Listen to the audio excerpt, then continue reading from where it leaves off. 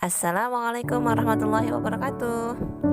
Innal hamdalillah nahmaduhu wa nasta'inuhu wa nastaghfiruh wa na'udzu billahi min syururi anfusina wa min sayyiati a'malina. May yahdihillahu fala mudhillalah wa may yudhlil fala hadiyalah. Asyhadu an la ilaha illallah wa asyhadu anna Muhammadan abduhu wa rasuluh. Apa kabar ya anak solih semuanya? Semoga selalu sehat dan ceria. Anak-anakku yang Ustazah sayangi, siapa nih yang pagi ini sudah melakukan kebaikan? Hebat, banyak kebaikan yang bisa kita lakukan mulai dari pagi hari ini. Nah, sebenarnya kebaikan itu apa sih? Rasulullah Shallallahu Alaihi Wasallam bersabda, kebaikan itu adalah sesuatu yang membuat jiwa dan hati merasa tenang. Sedangkan kejelekan atau dosa adalah sesuatu yang meresahkan jiwa dan membimbangkan dada atau hati. Hadis riwayat Ahmad. Hari ini insya Allah kita akan bahas tentang hadis yang berkaitan dengan kebaikan. Kebaikan merupakan hal utama dalam menjalani hidup. Rasulullah merupakan sosok yang pantas untuk kita jadikan sebagai teladan dalam berbuat kebaikan. Rasulullah SAW bersabda, dari Ibnu Abbas radhiyallahu anhuma, dari Rasulullah SAW, sebagaimana dia meriwayatkan dari Robnya yang maha suci dan maha tinggi, sesungguhnya Allah telah menetapkan kebaikan dan keburukan.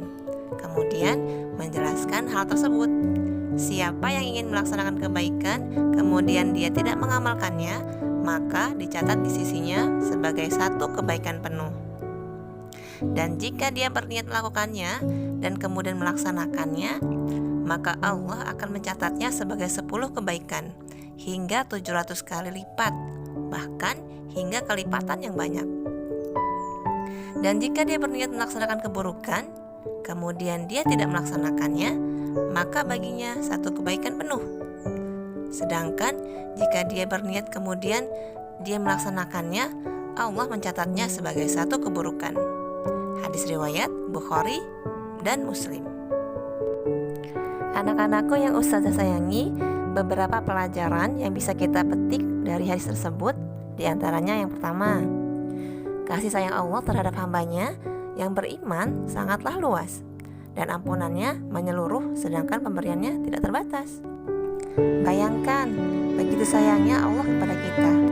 Kita baru berniat saja sudah dicatat sebagai satu kebaikan dan berlipat ganda ketika setelah melakukannya. Sedangkan ketika kita berniat keburukan, belum dicatat keburukan, akan tetapi setelah melakukannya. Pelajaran kedua, bahwasanya sesungguhnya apa yang tidak kuasa oleh manusia, dia tidak diperhitungkan dan dipaksa menunaikannya. Kemudian yang ketiga, Allah tidak menghitung keinginan hati dan kehendak perbuatan manusia, kecuali jika kemudian dibuktikan dengan amal perbuatan dan praktek. Yang keempat, seorang muslim hendaklah meniatkan perbuatan baik selalu dan membuktikannya. Diharapkan dengan begitu akan ditulis pahala dan ganjarannya, dan dirinya telah siap untuk melaksanakannya jika sebabnya telah tersedia. Yang terakhir, yang kelima, semakin besar tingkat keikhlasan, semakin berlipat-lipat pula pahala dan ganjarannya. Demikianlah 5 pelajaran penting yang bisa kita ambil dari hadis tersebut. Hadis ini diperkuat pula dengan perintah yang Allah sampaikan di surat Al-Baqarah ayat 148.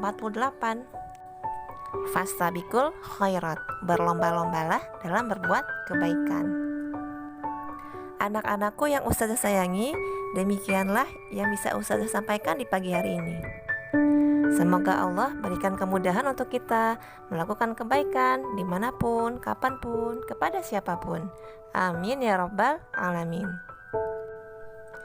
Yang benar datangnya dari Allah, yang salah dari Ustazah. Mohon maaf lahir dan batin. Ustazah akhiri. Wassalamualaikum warahmatullahi wabarakatuh.